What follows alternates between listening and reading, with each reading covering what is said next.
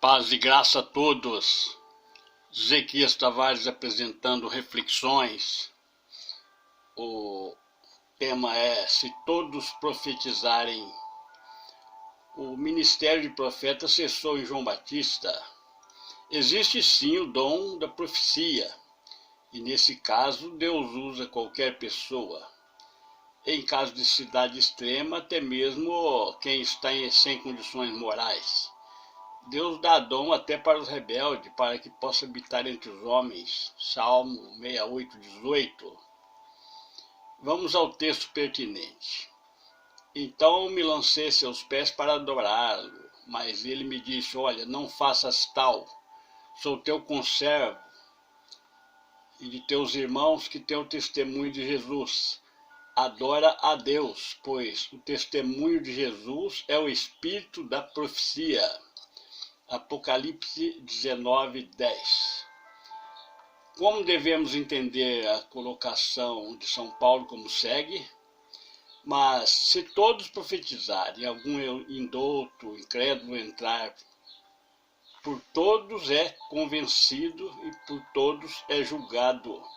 Os segredos do seu coração se tornam manifestos, e assim, prostrando-se sobre o seu rosto, adorará a Deus, declarando que Deus está verdadeiramente entre vós. 1 Coríntios 14:24. Fica claro que a profecia revela o segredo íntimo da pessoa, até do indouto descrente, e este adora a Deus declarando que ele está entre os cristãos. Mas, como todos poderiam profetizar? Vamos explicar isto. A princípio, um culto não deve ser programado. Isso tolheria a atuação do Espírito Santo. Por experiência própria, provamos essa atuação divina. Certo dia, um hino chamado por um irmão nos esclareceu, e depois de libertos, o Espírito nos toca para testemunhar uma parte que, por sua vez, libertaria outro irmão. Este é um efeito cascata positivo, que deveria estar evidente nas igrejas para o bem das valiosas almas. A profecia ocorre quando os presentes numa reunião pedem um cântico movido pelo Espírito, não porque gosta, quando um voluntário ora pela igreja tocado pelo Espírito Santo, e ainda quando alguém se coloca à frente para dar testemunho de uma graça, uma misericórdia, um milagre recebido pessoalmente, sobre as maravilhas do Criador. Certa feita, tomamos um prejuízo monetário que, na ocasião, frente ao compromisso que tínhamos a saldar, representava muito para nós. Isto quis nos abater. Dissemos então à esposa: hoje vamos ao culto buscar um conforto da parte de Deus. E precisamos ouvir o nosso hino predileto. Em primeiro lugar, deveria vir este hino. Assoviei um pequeno pedaço do hino, e ela disse: é o teu hino. Eu falei: Deus sabe que é o meu hino. Chegando ao templo, orando em agradecimento, a orquestra tocar o primeiro hino na abertura, já tocou aquele hino que nós esperávamos, cuja letra começa dizendo: eu desejo, Senhor, só em ti descansar. Nós imaginávamos que seria o hino inicial cantado, mas Deus capricha mesmo para não ficar dúvida. Pois se fosse o primeiro hino cantado, já não seria o primeiro mesmo, mas seria o segundo hino do culto. E assim que o justo viverá pela fé, enquanto os ímpios procedem cada vez pior. Veja que no caso de programação isso não ocorre, pois se diz: vamos ouvir um hino pelo grupo tal, quarteto tal, dupla tal, instrumento tal, sendo comum vermos após essas apresentações um entra e sai do templo para ir ao toalete, como se todos estivessem com descontrole fisiológico. Isso definimos como irreverência e narcisismo. A pessoa só, depois que ele se apresenta, ele perde até o interesse pelo culto. E mesmo a mensagem pré-elaborada impede a atuação plena do Espírito. Um culto guiado por Deus, pelo Espírito Santo, exige comunhão plena, o que faz com que todos estejam no mesmo lugar. Pode estar tudo junto, mas um está no Japão, outro na Europa, outro muito longe dali, e isso não edifica e não vai ter nada construtivo num culto assim, dispersado assim.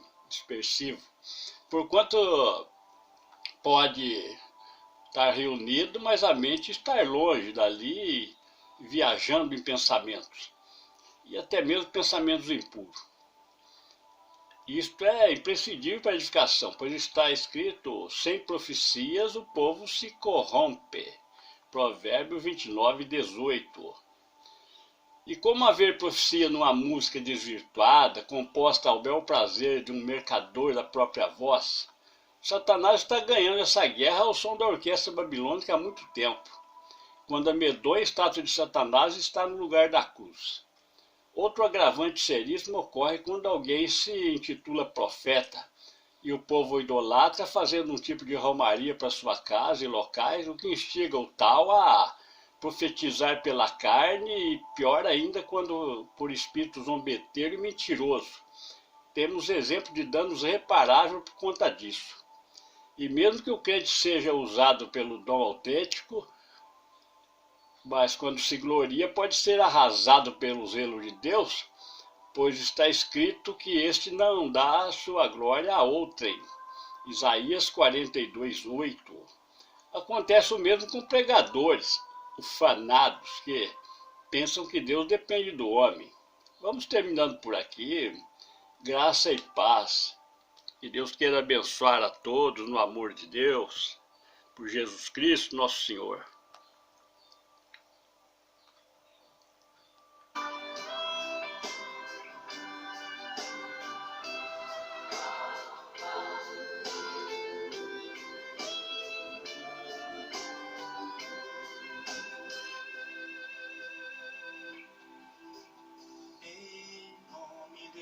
Jesus, eis-nos reunidos para aprender teu querer, ó Senhor.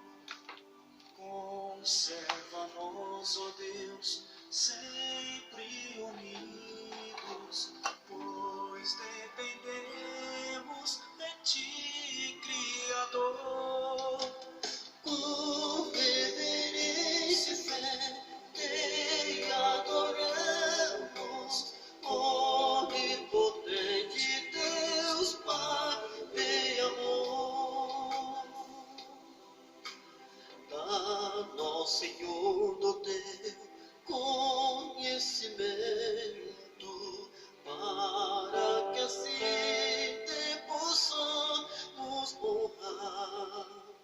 Tua palavra dá entendimento, e em justiça nos faz caminhar.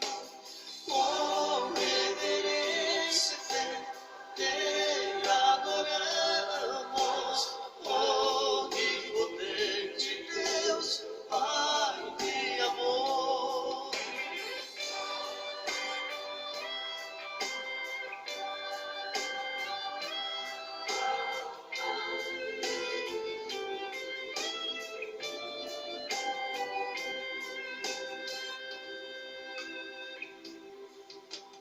Habita em ti, ó Deus, sabedoria, toda ciência